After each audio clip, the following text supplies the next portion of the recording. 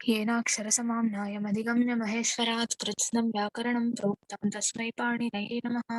वाक्यकारं भररुचिं भाष्यकारं पतञ्जलिं पाणिनिं सूत्रकारं च प्रणतोऽस्मि मुनित्रयम्। श्रौत्रार्हन्ति च नैर्महर्षिभिरहृदिवम् तोष्टूयमानोऽप्यगुणो विभ्रमिजेते।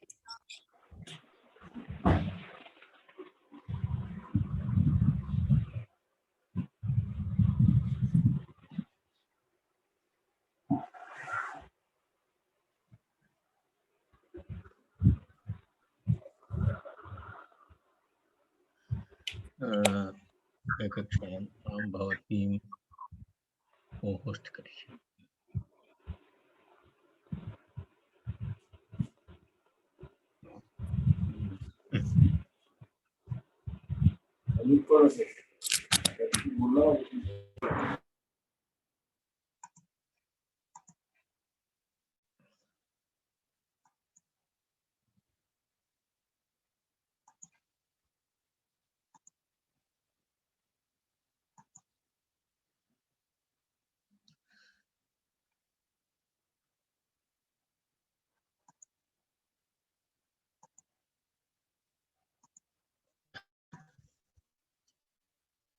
अस्तु, सोमेशुञः इति सूत्रं वयं ह्यः पठितवन्तः। भूतार्थकालविषयः चलति।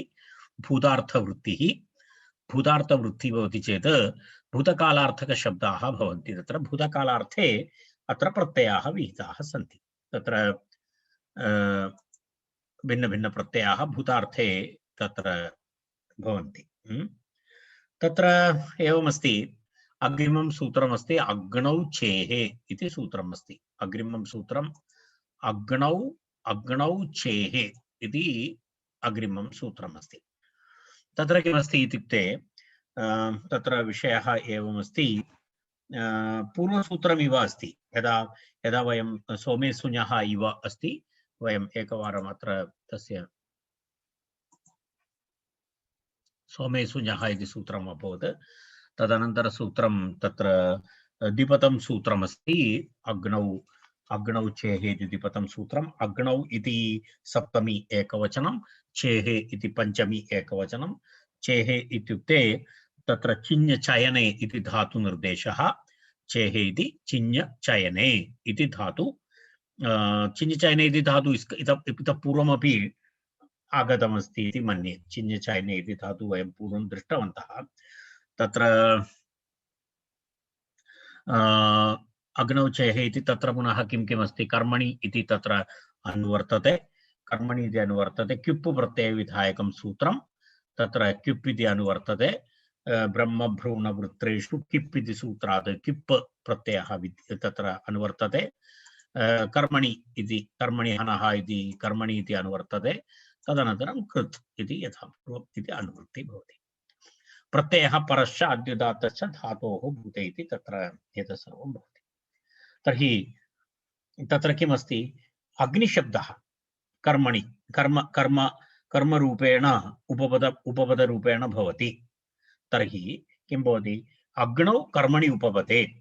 अग्नौ कर्मणि कर्मवाचकशब्दः अग्निशब्दः अग्नौ कर्मणि उपपदे चिनोतेः धातोः क्युप् प्रत्ययः भवति। चिन्यधातोः इति चिनोति इति उक्तं। चिन्यधातोः किं भवति, क्युप् प्रत्ययः भवति इति उक्तं। तत्रापि यदा वयं पूर्वोक्तप्रकारेण एकया दृष्ट्या नियमसूत्रमेतत्। कारणं क्युप् च इति सूत्रेण सर्वत्र क्युप् प्रत्ययविधानं तु भवति स्म। क्युप् च इति सूत्रेण तत्पूर्वम् आगतं।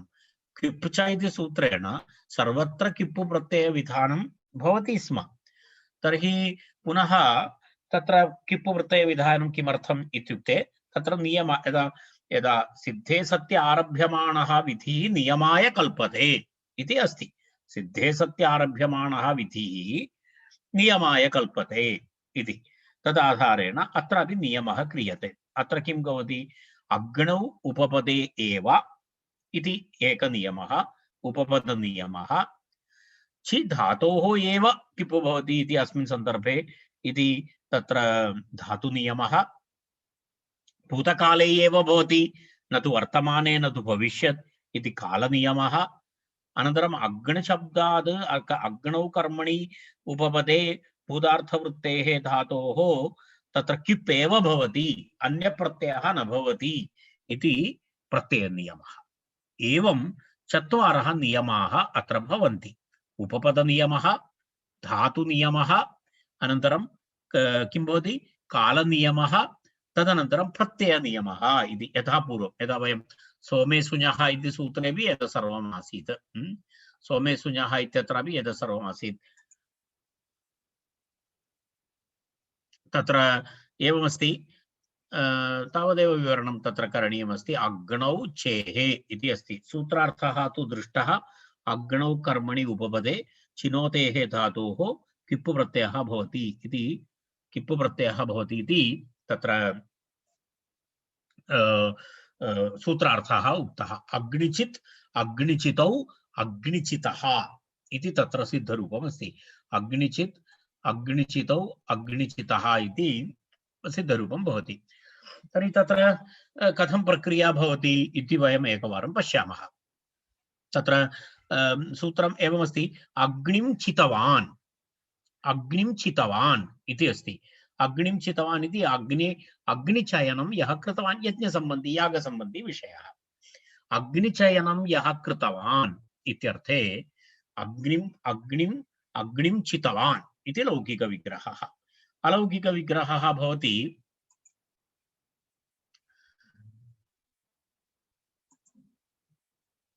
अलौकिकविग्रहः एवं भवति। किं भवति?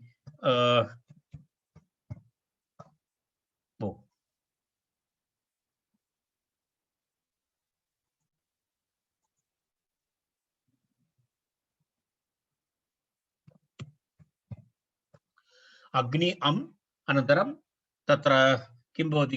कः धातुः अस्ति? चिञ्चयने इति धातुः अस्ति। तर्हि किं भवति? चि इति भवति। च्वि कुप्, क्युप् इति भवति। अग्नि अनन्तरं च्वि इति भवति। तत्र एवं तत्र प्रक्रियायाः आरम्भः भवति। अलौकिकविग्रहः एवं भवति। अग्नि अनन्तरं क्युप् इति भवति। तर्हि यथा पूर्वोक्तप्रकारेण तत्र सर्वापहारी क्युप् प्रत्ययः, तदनन्तरं क्युप् प्रत्ययः सर्वापहारी अस्ति, पित् अस्ति। तर्हि ह्रस्वस्य पिति कृति तुक् इति तुकागमः भवति। तदनन्तरम् अग्निङस् इति भवति। अग्निङस् कर्तृकर्मणोः कृति। तदनन्तरं पुनः उपपदसमासः। उपपदसमासोत्तरं ङस् प्रत्ययस्य लोपः। तर्हि किं भवति? अन्ततो गत्वा अग्नि चि अनन्तरं तुक्कागमः एवं भवति। तर्हि पुनः अग्नि अनन्तरं चि अनन्तरं तुक्कागमस्य त इति अवशिष्यते। तर्हि तु अग्निचित् इति भवति। तस्मात् सुप्रत्ययः अग्निचित्, सुप्रत्ययस्य लोपः अग्निचित् इति भवति। तत्र अग्निचित् इति तत्र प्रक्रिया एवं प्रथम एकवचनं रूपं भवति। अग्निचित् इति अग्निचित्, अग्निचितौ, अग्निचितः इति सिद्धरूपं भवति इति तस्य उदाहरणमस्ति। तावदेव तस्मिन् विषये वक्तव्यमस्ति। अग्नौ चेः इति अग्निचित् इति अभवत्। तदनन्तरं पुनः किमस्ति? अग्रिमं सूत्रं कर्मण्यग्न्याख्यायाम् इति अग्रिमं सूत्रं। कर्मण्यग्न्याख्यायाम् इति अस्ति सूत्रम्। अग्रिमं सूत्रमस्ति कर्मण्यग्न्याख्यायाम् इति अस्ति। तत्र किमस्ति, किमस्ति इति पश्यामः वयं। कर्मणि अग्न्याख्यायाम् इति तत्र द्विपदं सूत्रं। कर्मणि अग्न्याख्यायाम् इति द्विपदं सूत्रम्।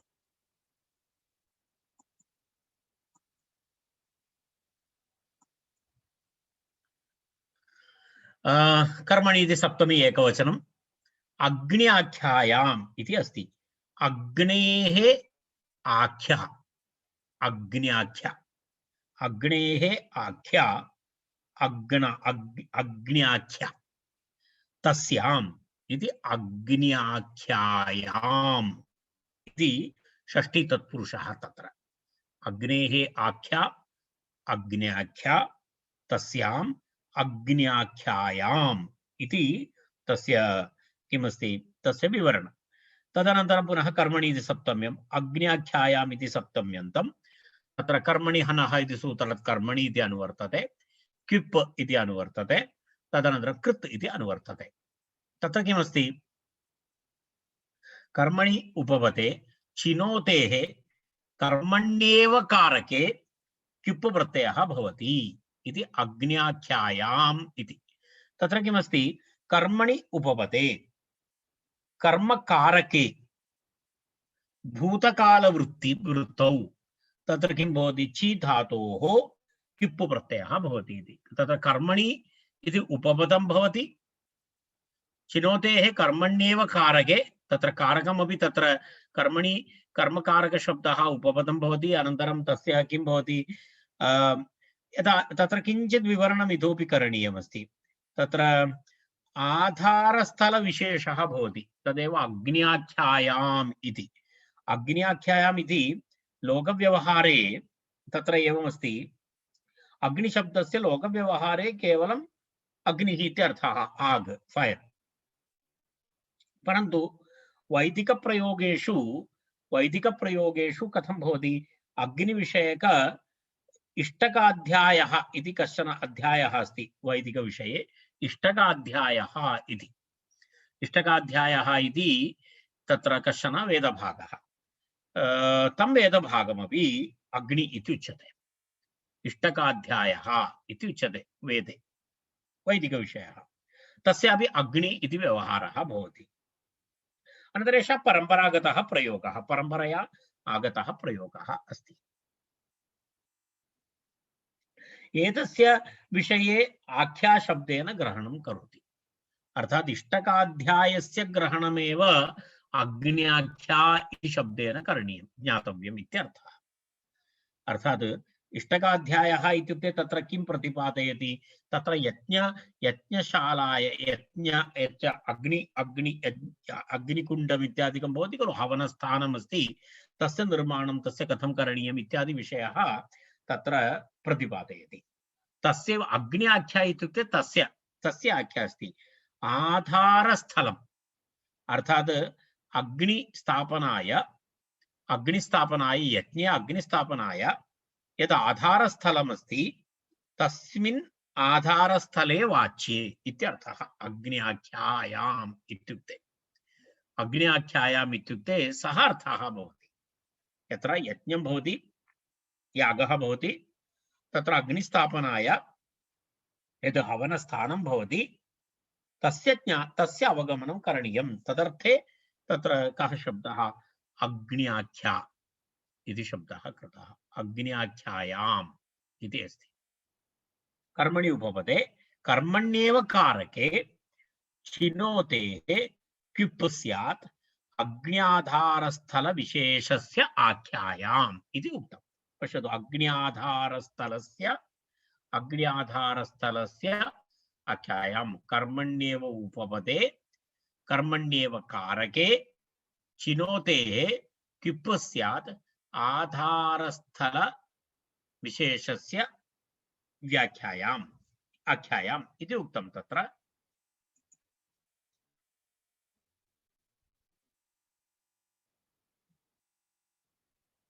अत्र कर्तरी इति तु न सम्बध्यते अत्रत्यं तु कर्मणि इत्येतत् प्रत्ययार्थसमर्पकम् इति उक्तं तत्र कर्मकारके अर्थे भवति कर्तृकारकार्थः नास्ति कर्मण्येव कारके इति उक्तं विशेषनियमः कर्मणि उपपदे कर्मण्येव कारके चिनोतेः क्युप् स्यात् इति यदा अन्यत्र वयं दृष्टवन्तः कर्तरि इति वयं दृष्टवन्तः अत्र कर्मणि अयं नियमः इति अस्ति तत्र पश्यामः वयं तस्य उदाहरणमस्ति पश्यतु श्येन इव चितः श्येन चित् पश्यतु कर्मणि अस्ति चितः इति अस्ति चितः इति विग्रह लौकिकविग्रहं पश्यतु। शेन इव चितः इति अस्ति। शेन इव, शेनः इति पक्षिविशेषः, शेनपक्षी अस्ति खलु, बाजपक्षी इति वदति। तस्य इव आकृतौ यत् आधारस्थलस्य निर्माणं करोति तादृश अर्थे अस्ति। शेन इव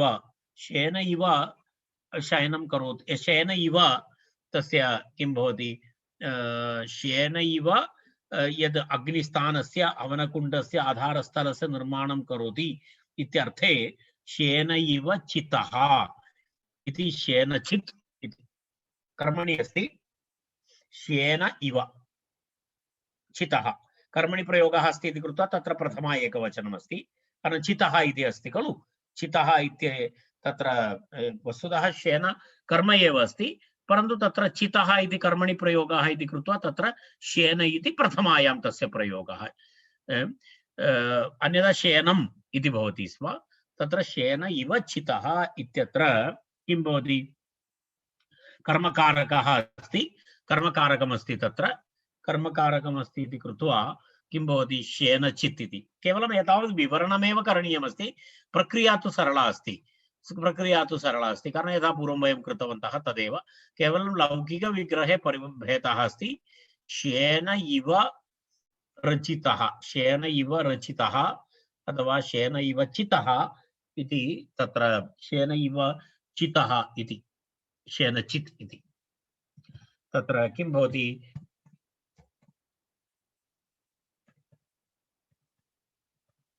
शेन इति भवति खलु। शेन प्रथमा भवति, प्रातिपदिकार्थमात्रे प्रथमा अस्ति तत्र। तत्र पुनः ची धातु, ची धातोः किप्पु प्रत्ययः एवं भवति। अन्य सर्वं यथा पूर्वं भवति तथा शेन इति भवति, सुप्रत्ययस्य लोपः भवति। ची इति प्रत्यय धातुः अस्ति, तस्मात् तुक् आगमः भवति, अनुबन्धलोपे चित् इति भवति, तकारः अवशिष्येत, मिलित्वा शेनचित् इति रूपं भवति, मिलित्वा शेनचित् इति भवति। एवं तस्य प्रातिपदिकं भवति। तस्मात् सुप्रत्यये सति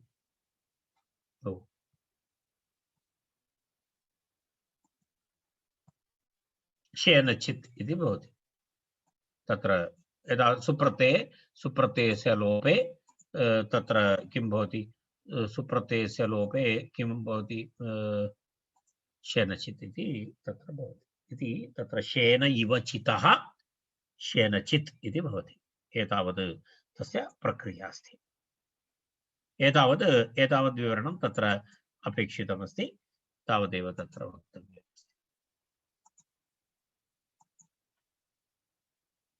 अस्तु, नाम अग्रे गच्छामः, वयम् अग्रिमं सूत्रं प्रति गच्छामः। इदानीम् एतस्मिन् विषये एतावदेव विवरणं करणीयमस्ति।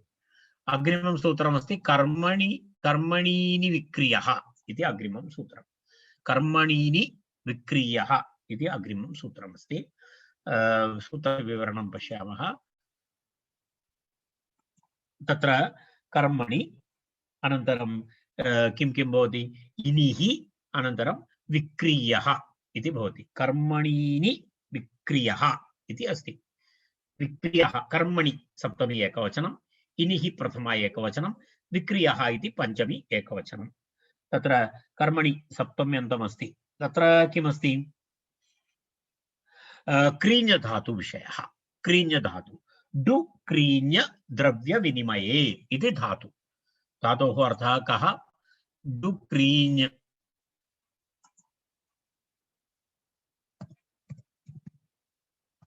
क्रीञ् धातु अस्ति खलु, डु क्रीञ् धातु अस्ति। डु क्रीञ् द्रव्य विनिमये इति क्रियादिगणपठितधातुः। क्रीणाति, क्रीणीतः, क्रीणन्ति इति तत्र सिद्धरूपं भवति। डु क्रीञ् द्रव्य विनिमये इति धातु उभयपदी अस्ति। क्रीणीते इत्यपि रूपमस्ति, क्रीणाते क्रीणाति इत्यपि रूपमस्ति।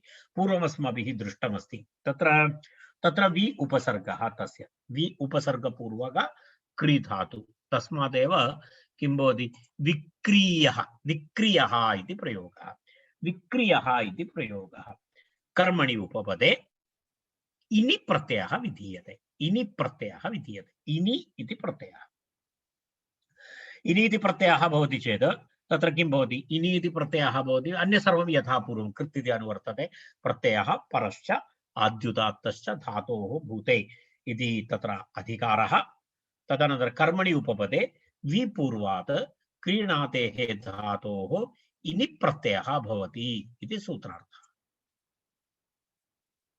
एवं सूत्रार्थः भवति कर्मणि उपपदे विपूर्वात् क्रीणातेः धातोः इति प्रत्ययः भवति तत्र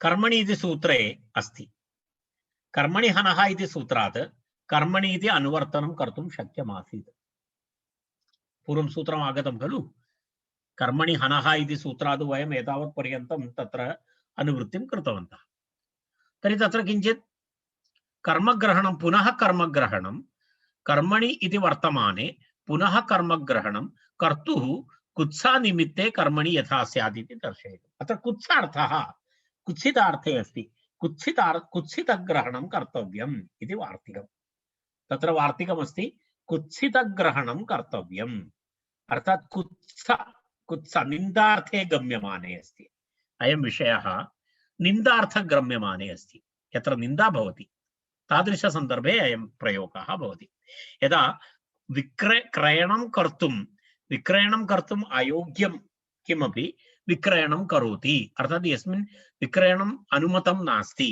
क्रयविक्रयादिकम् अनुमतं नास्ति तादृशकार्यं करोति क्रयविक्रयं करोति चेत् तत्र वस्तुतः अस्य ईदृशः प्रयोगः भवति इत्याशयः यदा उदाहरणं सोमविक्रयी इति प्रयोगः पश्यतु सोमविक्रयी इति तत्र विक्रयणं कर्तुं योग्यं नास्ति परन्तु सः विक्रयणं करोति इति निन्दनीयः अर्थः तत्र सोमविक्रयी इति निन्दनीयः अर्थः कारणं सोमस्य विक्रयणं सोमविक्रयणं यः करोति सः सोमस्य विक्रयणं न कर्तव्यम् इति अस्ति सोमस्य विक्रयणं न कर्तव्यं परन्तु यः करोति चेत् निन्दा अस्ति तत्र सोमविक्रयः इति निन्दा अस्ति सोमविक्रयी इति निन्दार्थकशब्दः एवमेवं घृतविक्रयी इति अस्ति पुरातनकाले घृतस्य विक्रयणं न करणीयम् इति नियमः घृतविक्रयणं न करणीयं घृतं चेत्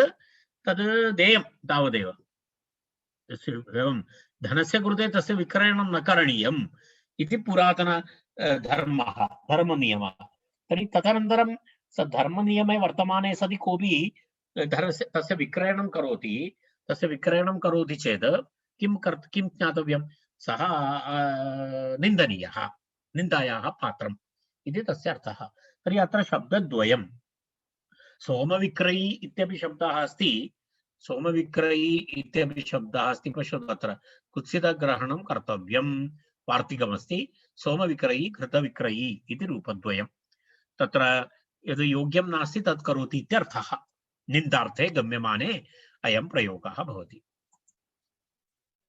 तर्हि तत्र कथं भवति इति पश्यामः यदा सोमविक्रयी इति प्रयोगः सोमविक्रयी इति प्रयोगः सोमं भूतकालार्थे अस्ति सोमं विक्रीतवान्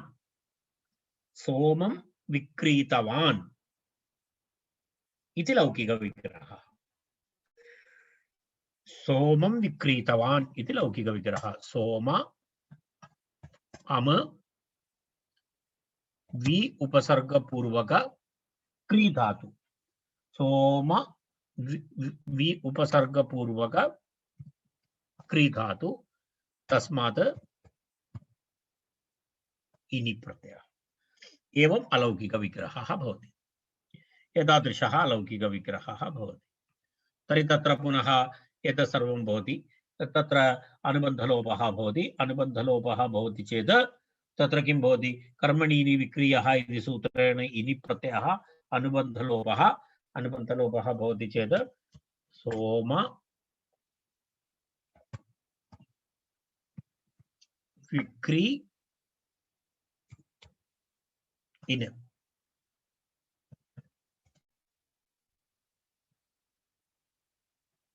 इति भवति। सोमविक्री इन् इति भवति। सोमविक्री इन् इति भवति चेत् तत्र इकारस्य तत्र किं भवति? ईकारः ईकारस्य गुणः भवति। वि उपसर्गपूर्वक क्री धातु सार्वधातुक अर्धधातुकयोः इति सूत्रेण गुणः भवति। गुणः भवति चेत् भवन्तः जानन्ति सोम सोम विक्रे इति भवति। गुणः भवति चेत् विक्रे इति भवति। तदनन्तरं पुनः सोम अयादेशः भवति। अयादेशः भवति खलु। एकारस्य स्थाने अयादेशः वि क्र य इन् इति भवति। अयादेशे सति एकारस्य स्थाने अयादेशे सोमविक्रय इन्। संहितायां सोम वि क्र इ इति प्रातिपदिकं। तस्मात् सुप्रत्ययः सोमविक्रयिन् इति प्रातिपदिकं। सोमविक्रयिन् इति प्रातिपदिक क्षम्यतां करेक्ट सोमविक्रयिन् इति प्रातिपदिकं भवति। सोमविक्रयी सोमविक्रयिणौ सोमविक्रयिणः इति सिद्धरूपं भवति। सोमविक्रयी सोमविक्रयिणौ सोमविक्रयिणः इति तत्र सिद्धरूपं भवति। तर्हि प्रथमा एकवचने इदानीं सोम वि क्र ई इति प्रथमा एकवचनं रूपं। सोमविक्रयी सोमविक्रयिणौ सोमविक्रयिणः इति तत्र तावदेव अस्ति। अनन्तरम् एवमेवं किं करणीयं? घृत विक्रयी एवमेवं भवति। अम अनन्तरं वि अलौकिकविग्रहं दर्शयामि। अन्यत् सर्वं समानं। क्री अभवत्। तदनन्तरम् इनि एवम् अलौकिक घृत अम् वि क्री इनि इति घृतविक्रयी इति रूपं भवति। घृतविक्रयी इति सिद्धरूपं तत्र भवति। सो घृतविक्रयी घृतविक्रयिणौ घृतविक्रयिणः इति। अन्य सर्वाः प्रक्रियाः समानाः प्रक्रियाः। तत्र पुनः विशेषः नास्ति।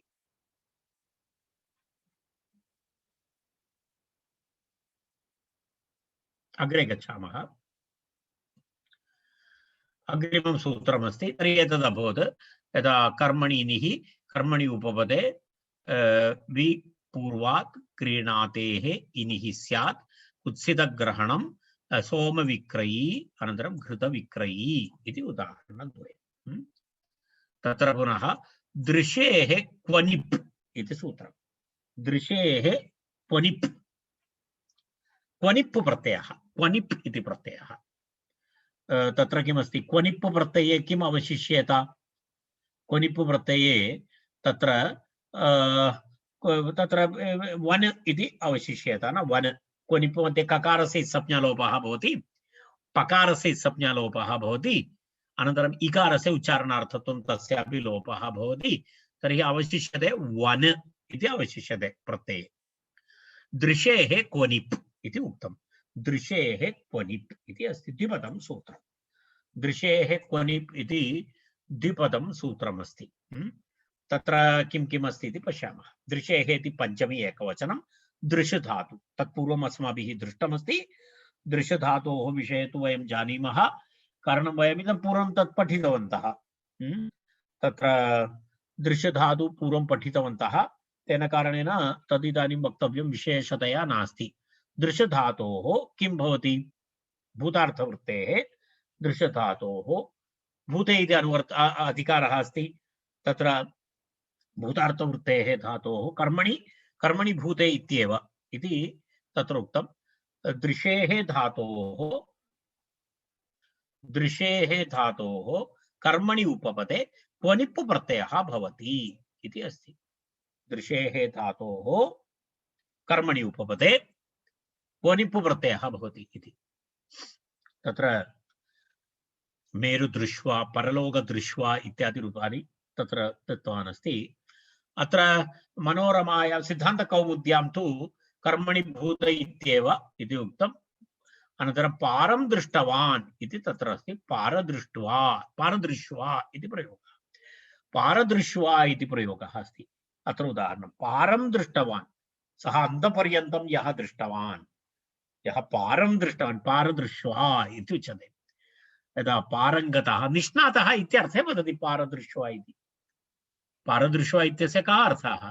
पारङ्गतः। पारङ्गतः इत्युक्ते कः अर्थः? निष्णातः इत्यर्थः। निष्णातः इत्यर्थे पारङ्गतः इति प्रयोगः अथवा पारदृष्ट्वा इति प्रयोगः। तत्र कथमस्ति इति पश्यामः।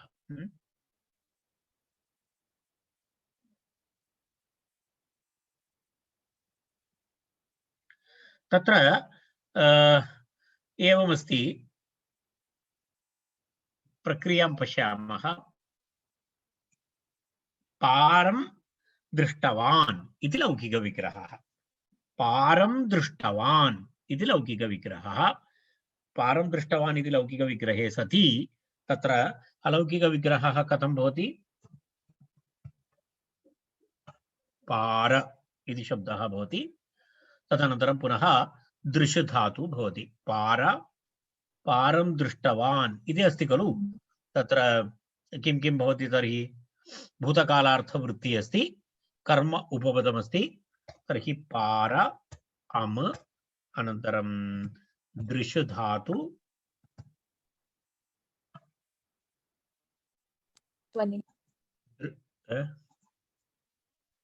किमुक्तम्? एवम् एवम् एवं सत्यं। दृश् धातु क्वनिप्, क्वा नि प इति भवति। एवं भवति। पार अं दृश् क्वनिप् इति भवति। दृश् इति भवति।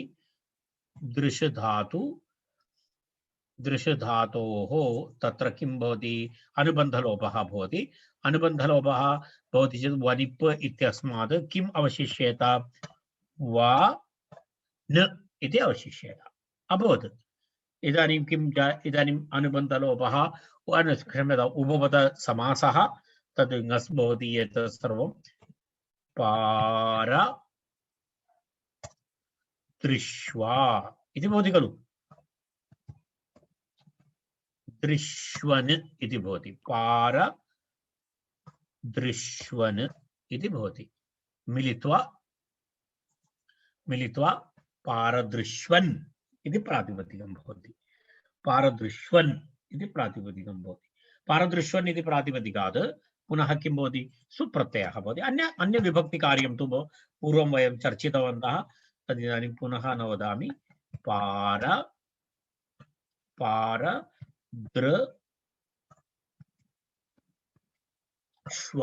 इति प्रथम एकवचनं रूपं। पारदृश्वा इति। पारदृश्वन् शब्दः, पारदृश्वन् इति प्रातिपदिकं। पारदृश्वन् इति प्रातिपदिकात् सुप्रत्ययः पारदृश्वा इति भवति। पारदृश्वा तावदेव तत्र लघुसूत्रमस्ति। अग्रिमं सूत्रं तर्हि कर्मणि बोधे तदभवत् पारं दृष्टवान् इति। अग्रिमं सूत्रं राजनि युधि कृञः इति अग्रिमं सूत्रं। राजनि युधि कृञः इति अस्ति। तत्र कः अर्थः, कथं तस्य विवरणम् इति वयं पश्यामः। अग्रिमं सूत्रं तत्र राजनि इति सप्तमी एकवचनं, युधिश्च कृञ च, युधि कृञौ इति युधि कृञः इति। तत्र राजनि युधि कृञः इति द्विपदं सूत्रं। युधिश्च कृञ च, युधिश्च कृञ च, तयोः समाहारद्वन्द्वः। युधि कृञ, तस्मात् युधि कृञः इति प्रयोगः। राजनि सप्तमी एकवचनं, युधि अनन्तरं कृञ मिलित्वा युधि कृञ इति समाहारद्वन्द्वः। तस्य पंचमी एकवचनं युधि कृञः इति अस्ति। राजन् शब्दः कर्मणि उपपदं राजन् शब्दे कर्मणि उपपदे क्वनिप् इति अनुवर्तते क्वनिप् विप्रत्यय विधायकं सूत्रं क्वनिप् प्रत्ययः विधीयते क्वनिप् इति अनुवर्तते तर्हि राजन् शब्दः कर्मरूपेण कर्मणि उपपदे भवति चेत् भूतकालिकक्रिया भूतार्थवृत्ति धातु भूते इति तत्र अस्ति अधिकारः प्रत्ययः परश्च आद्युदात्तश्च धातोः भूते इति एते सर्वे अधिकाराः तर्हि तत्र भूतकालिकक्रियायां वर्तमान युथ अनन्तरं कृञ् धातु युथ धातु अनन्तरं कृञ् धातु एतेभ्यः किं भवति एताभ्यां किं भवति तत्र क्वनिप् प्रत्ययः भवति इत्यर्थः तर्हि राजनि राजन् शब्दे कर्मणि उपपदे युध्यतेः करोतेश्च क्वनिप् प्रत्ययः भवति इति अस्ति तत्र क्वनिप् प्रत्ययः भवति इति तत्र क्वनिप् प्रत्ययः तत्र युध धातु युध तत्र एकः विषयः अस्ति युध धातु वस्तुतः अकर्मक युध धातु अकर्मकः अस्ति खलु इति प्रश्नः अस्ति तर्हि तत्र कश्चन नियमः अपि अस्ति तत्र पश्य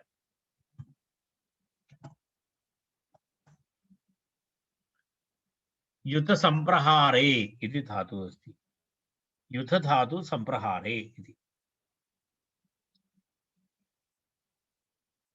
तत्र एतस्य वस्तुतः निच् प्रत्ययः अपि तत्र अन्तर्भूतः अस्ति अत्र युध्यते इति नास्ति युध्यते इति करोति चेत् अकर्मकधातु भवति खलु अकर्मकधातु भवति चेत् पुनः तत्र कथं प्रयोगः भवति राजानम् इति प्रयोगः तु न भवति कारणं यदि अकर्मकधातुः अस्ति चेत् कथं भवति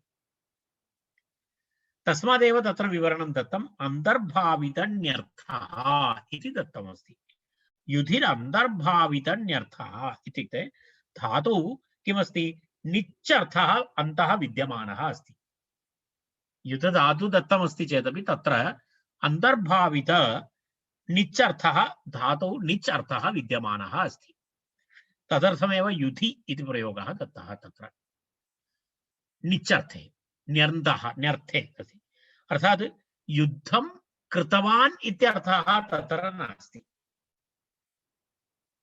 युद्धं कारितवान् इत्यर्थः तत्र भवति राजा राजानं योधितवान् इति अस्ति अर्थात् किसी कः यः कोऽपि अन्यः किं कृतवान् राजानं योधितवान् इत्युक्ते राजा को लड़ाया इत्यर्थः राजा युध्यते राजा योधितवान् इत्यर्थे नास्ति राजानं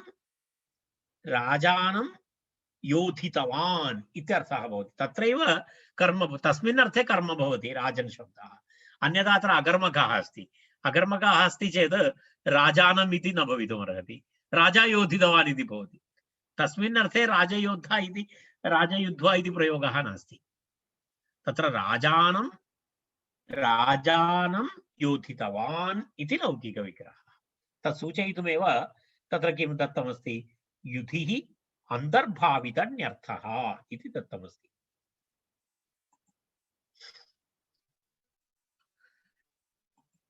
पश्यतु ननु च युधिः अकर्मकः अरे युध धातु अकर्मकः अस्ति खलु तर्हि तस्य उत्तरम् अन्तर्भावितन्यर्थः सकर्मकः भवति इति अस्ति अत्र निच भवति चेत् निचर्थे यद् भवति अन्तर्भावितः न्यत् अन्तर्भावितः अस्ति तत् तेन किं भवति अन्तर्भावितन्यर्थः सकर्मको भवति अन्तर्भावितन्यर्थः सकर्मको भवति इति तत्र आचार्यः तस्य विवरणं कृतवान् तत्र एवमस्ति पश्यतु राजनि कर्मणि उपपदे भूतार्थ मनोरमा राजनि कर्मणि उपपदे भूतार्थाद् युधेः कृञश्च क्वनिप् इत्यर्थः ननु युधेः अकर्मकत्वात् तत्र कर्मणि उपपदे इत्यस्य कथम् अन्वयः इति प्रश्नः तदेव सेम् ननु युधेः अकर्मकत्वात् युध धातु अकर्मकमस्ति तत्र कथं कर्मणि उपपदे इत्यस्य कथम् अन्वयः स्यात् इति युतिः अन्तर्भावितेति इति तस्य विवरणं दत्तं। तावदेव तत्र तस्य विवरणं करणीयं। राजानं युधधातु सम्प्रहारे तदभवत्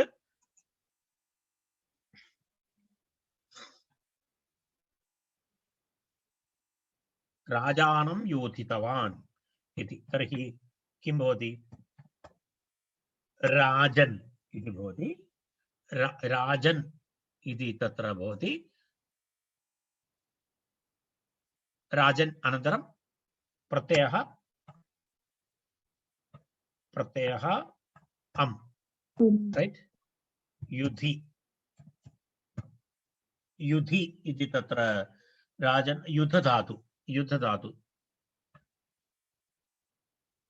युद्धधातु तदनन्तरं कः प्रत्ययः? क्वनिप् प्रत्ययः एवं भवति। तर्हि तत्र किम् अग्रे किं भवति इति पश्यतु। युद्धातु वन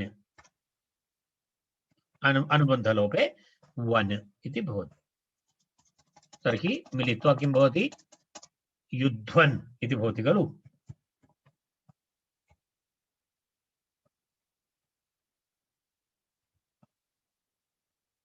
युध्वन् इति अभवत्। राजन् इति इदानीं राजन् तेन सह समासः भवति। समासो सति तत्र किं भवति? नलोपप्रातिपदिकान्तस्य इति नकारस्य लोपः भवति। तर्हि किं भवति? राज इत्येव भवति। राज अनन्तरं युध्वन् इति भवति। मिलित्वा राजयुध्वन् इति प्रातिपदिकं। तस्मात् सुप्रत्ययः। तर्हि किं भवति? राज युध्वा इति प्रथम एकवचनं। राजयुध्वन् इति नकारान्तं रूपं, नकारान्त प्रातिपदिकं। राजयुध्वा, राजयुध्वानौ, राजयुध्वानः इति सिद्धरूपं भवति। राजयुध्वा, राजयुध्वानौ, राजयुध्वानः इति तत्र प्रयोगः भवति। एवमेवं किं भवति? नेक्स्ट एकं रूपम् इतोपि अस्ति। तत् किमस्ति? राजन् इति अस्ति। अम्म अनन्तरं कः धातुः अस्ति? कृधातु। कृधातोः क्वनिप्, कृधातोः क्वनिप् भवति। अन्य सर्वं समानं। तत्र किं भवति इत्युक्ते तत्र किमस्ति? तत्र कस्मिन् राजानं कृतवान् इति लौकिकविग्रहः। किङ्ग् मेकर् इति वदति खलु इंग्लिश् भाषायां। तदेव राजकृत्वा इति। राजकृत्वा इत्युक्ते किङ्ग् मेकर् इत्यर्थः। राजकृत्वा, राजकृत्वानौ, राजकृत्वानः इति सिद्धरूपं भवति। राजानं कृतवान् इति, किसी ने राजा को बनाया, तर्हि सः राजा किङ्ग् मेकर् अस्ति खलु। तर्हि राजन् इति भवति। समासः तत्सर्वं भवति। कृधातु, कृधातोः पुनः वन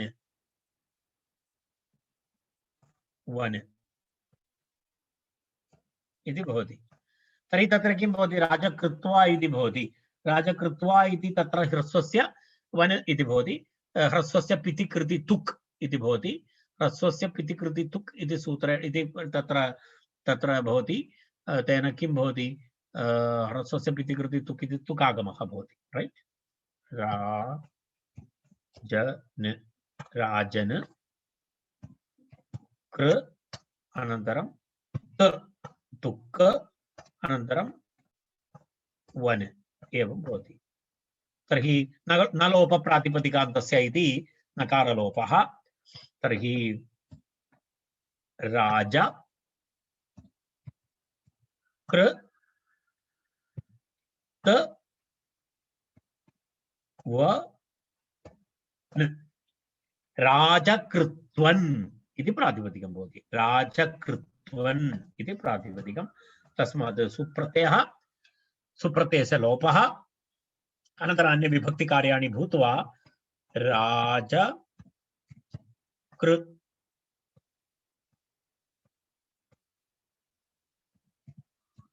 राजकृत्वन् इति भवति खलु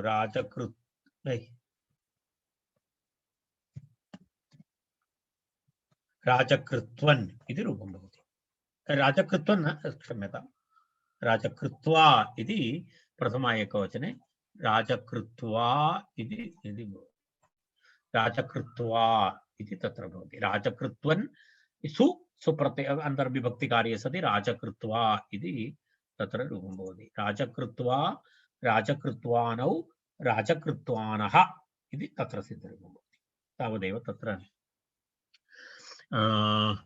एतावत् पर्यन्तं तत्र किम् आसीत् कर्मणि इति अनुवृत्ति आसीत् वयं यदा वयं पूर्वम् उक्तवन्तः न कस्मिन् सूत्रे कर्मणि इति तत्र अनुवर्तते इति तत्र सहेच इति सूत्रपर्यन्तं तत्र अनुवृत्ति भवति इति वयं तत्र कर्मणि हनः इति सूत्रं वयं पठितवन्तः कर्मणि हनः इति सूत्रे तत्र उक्तमासीत् पूर्वं भवन्तः एकवारं स्मरन्तु तत् एकवारम् एकक्षणं तत् कर्मणि हनः इति सूत्रमस्ति पश्य कर्मणि हनः इति सूत्रे एवम् उक्तमासीत् कर्मणि इति सहेच इति यावत् अधिक्रियते सहेच इति पर्यन्तम् इदानीं तत् सूत्रम् आगतं सहेच तेन कारणेन कर्मणि इति निवृत्तं कर्मणि इति इदानीं नास्ति कारणं तावत् पर्यन्तं कर्मणि इति वयं कृतवन्तः इदानीं सहेच इति अग्रिमं सूत्रं कर्मणि इति निवृत्तम् अत्र कर्म इति नास्ति कर्मणि उपपदे इति नास्ति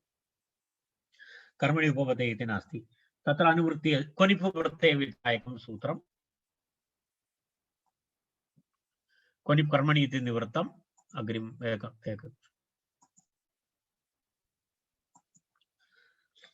सहे च इति द्विपदं सूत्रं सप्तमी एकवचनं सह धातु सहे इति सह धातु न सहे उपपदे धातु तु युधिकृञ्येव पूर्वसूत्राद् युधिकृञ्यः इति अनुवर्तते क्वनिप् इति अनुवर्तते ततः पूर्वसूत्रात् कृत् इति अस्ति ऋषेः क्वनिप् इति सूत्रात् क्वनिप् इति अनुवर्तते राजनि युधिकृञ्यः इति सूत्रात् युधिकृञ्यः इति अनुवर्तते कृत् इति अनुवर्तते प्रत्ययः परश्च आद्युदात्तश्च धातोः भूते इति सर्वं यथापूर्वम् सह शब्दे च उपपदे युधिकृञोः धातोः क्वनिप् प्रत्ययः भवति अत्र कर्मणि उपपदम् इति विषयः नास्ति तद् निवृत्तम् इति उक्तम् सह शब्दे उपपदे युधिकृञोः धातोः क्वनिप् प्रत्ययः भवति इति उक्तं सह शब्दे च उपपदे युधिकृञोः धातोः क्वनिप् प्रत्ययः भवति तर्हि किं भवति सह युद्ध्वा सह कृत्वा इति उदाहरणद्वयं कर्मणि इति निवृत्तं सह युद्ध्वा सह कृत्वा इति सह शब्दे मनोरमा सह शब्दे उपपदे युधिकृञ्भ्यां क्वनिप् इत्यर्थः मनोरमायां सूत्रार्थः दत्तः सह शब्दे उपपदे युधिकृञ्भ्यां क्वनिप् इत्यर्थः युधिकृञ्भ्यां क्वनिप् इत्यर्थः क्वनिप् प्रत्ययः भवति इत्यर्थः सह शब्दः सह युद्ध्वा सह कृत्वा इति उदाहरणं सह योधितवान् इति लौकिकविग्रहः सह योधितवान्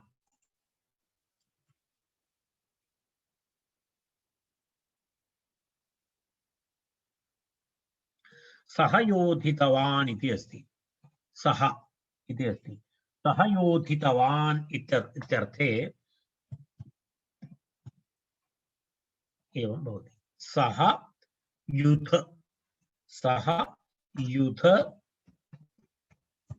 क्वनिप्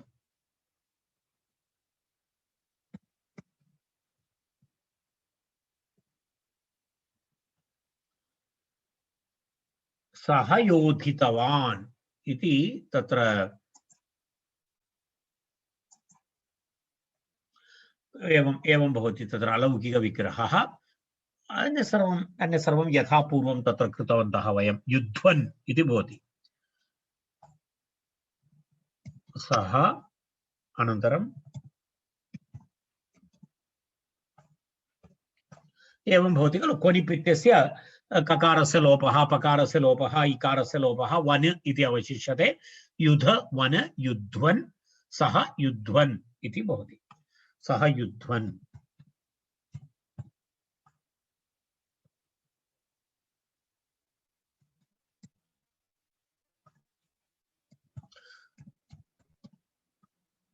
सः युध्वन् इति प्रातिपदिकं तस्मात् सुप्रत्ययः तर्हि सः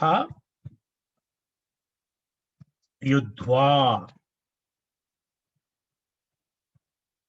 सः युध्वा इति तत्र प्रथमा एकवचनं सः युध्वा सः युध्वानौ सः युध्वानः इति सिद्धरूपम् एवमेव सः युध्वा सः युध्वानौ सः युध्वानः इव अन्यत् कृ अस्ति चेत् सः कृत्वा इति उदाहरणं भवति सः कृतवान् इति सः कृत्वा सः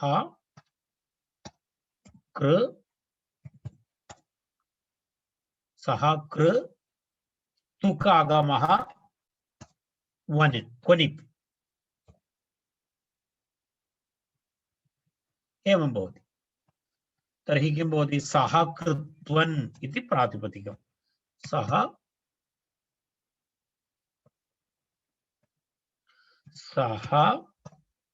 कृत्वन्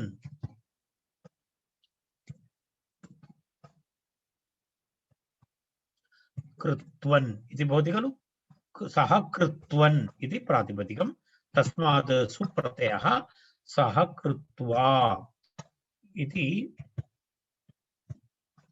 सः कृत्वा इति भवति एवं प्रथम एकवचनं सः कृत्वा सः कृत्वानौ सः कृत्वानः इति प्रथम एकवचनं रूपम्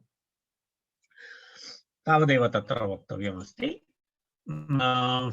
इति कर्मणि एतदभवत् सप्तम्यां जनेर्डः इति अग्रिमं सूत्रम् सप्तम्यां जनेर्डः सप्तम्यां जनेः डः डप् प्रत्ययविधायकं सूत्रम् डप् प्रत्ययविधायकं सूत्रम् जन धातु सप्तम्यन्ते उपपदे जनेः धातोः डप् प्रत्ययः भवति इति भवन्तः जानन्ति तत्र एवमस्ति खलु तस्य उदाहरणानि अपि जानन्ति यदा यदा सरसिजम् इत्यादि रूपाणि भवन्ति सरसिजं सरसिजातम् इति सरसिजं सप्तम्यां सप्तमी एकवचनं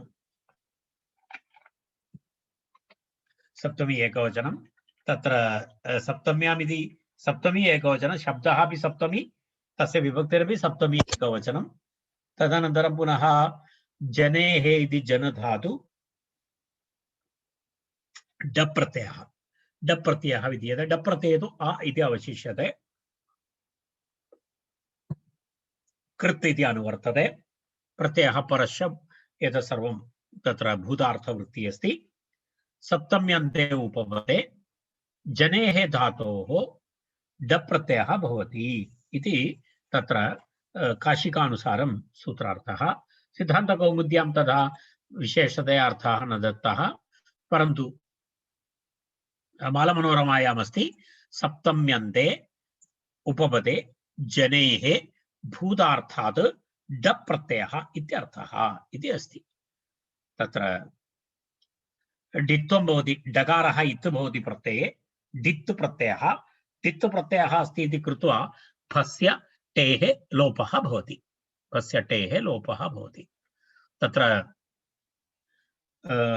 पश्यामः उदाहरणं तत्र किमस्ति सप्तम्यन्ते उपपदे जनेः भूतार्थात् डप् प्रत्ययः भवति इति उक्तम् सरलं सूत्रं सामान्य बहु अत्यन्तं सरलं सूत्रमस्ति तत्र किं भवति एकवारं पश्यामः तस्य प्रक्रियां पश्यामः धातु तु भवन्तः जानन्ति जनधातु जनुप्रादुर्भावे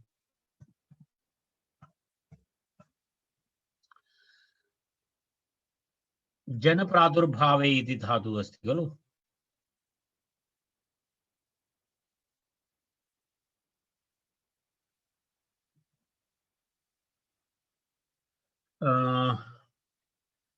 तत्र जन इति करोति चेत् न आयाति तत्र किं करणीयं वद एकक्षणम्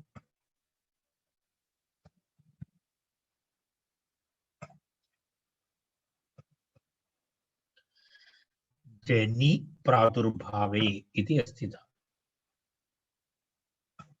किमर्थं न आयाति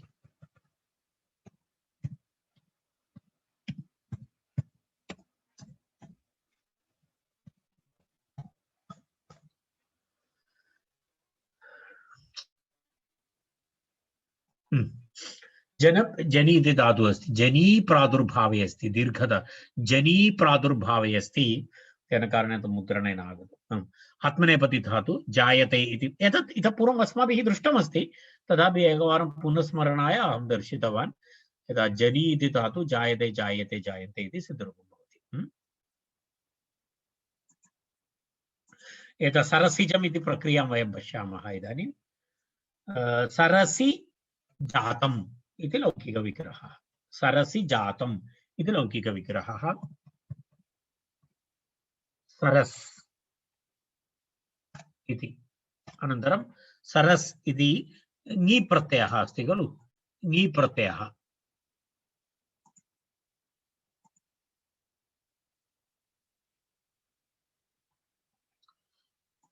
सरस ङी इति अस्ति सरस ङी इति अस्ति अनन्तरं कः धातुः जन धातुः तदनन्तरं पुनः डप् प्रत्ययः डप् एवम् अलौकिकविग्रहः सरस ङी जन ड इति अलौकिकविग्रहः तत्र तत्र ड इति भवति चेत् तस्य ड इत् भवति ड इत् भवति चेत् डित् अस्ति सरस ङी प्रत्ययस्य लोपः भवति समासे सति सर्वम् इदानीं पुनः न लिखामि जन धातु आ इति सरस डित् अस्ति तस्य टेः लोपः इति कारणेन तत्र जन इत्यस्मात् टि भागस्य लोपः भवति टि भागस्य लोपः इत्युक्ते जन इत्यस्मात् अन इत्यस्य लोपः भवति अन इत्यस्य लोपः भवति चेत् किम् अवशिष्यते ज आ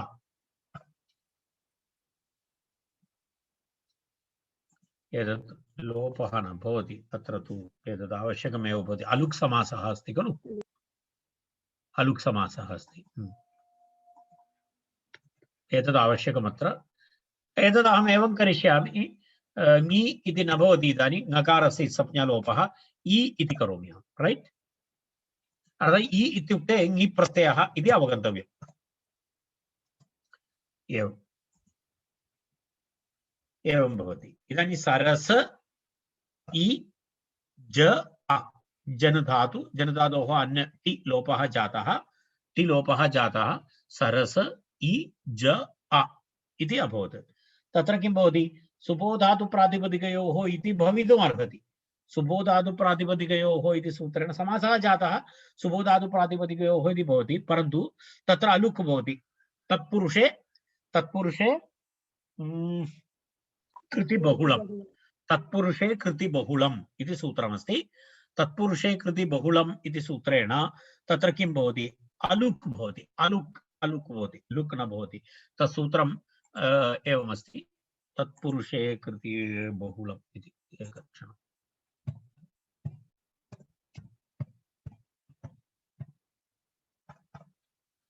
तत्पुरुषे कृतिबहुलम् इति एतत् सूत्रं पश्यतु एतेन सूत्रेण अलुक् समासः भवति तत्र लुक् न भवति तत्पुरुषे कृत्प्रत्यये तत्पुरुषे समासे कृदन्ते उत्तरपदे सप्तम्याः बहुलम् अलुक् भवति इति अस्ति अर्थात् सामान्यतः तत्र किं न भवति लुक् न भवति लुक् लोपः न भवति लुक् लोपः न भवति चेत् तत्र विकल्पेन लुक् न भवति इति अस्ति अलुक् भवति तर्हि किं भवति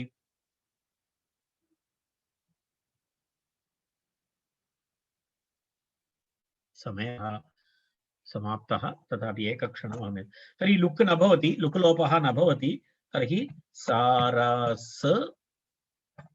सर सि ज इति भवति सरसि च तस्मात् सुप्रत्ययः सरसिज सुप्रत्ययस्य स्थाने तत्र किं भवति अमादेशः नपुंसकलिङ्गं रूपमस्ति खलु नपुंसकलिङ्गम् इति अमादेशः तर्हि पूर्वरूपे सरसि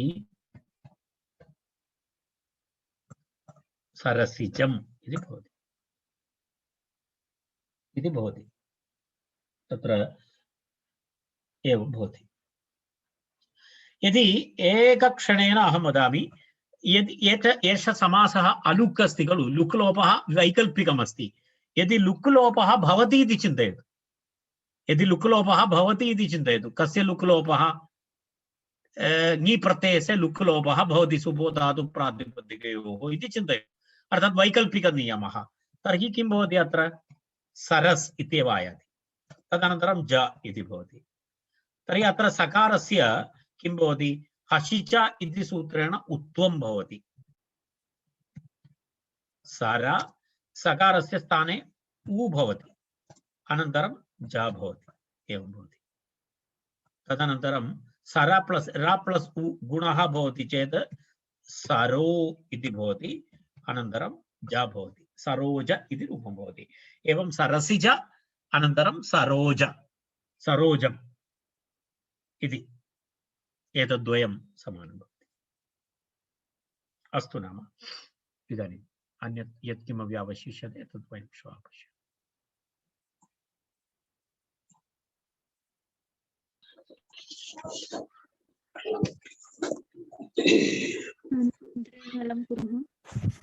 सर्वे भवन्तु सुखिनः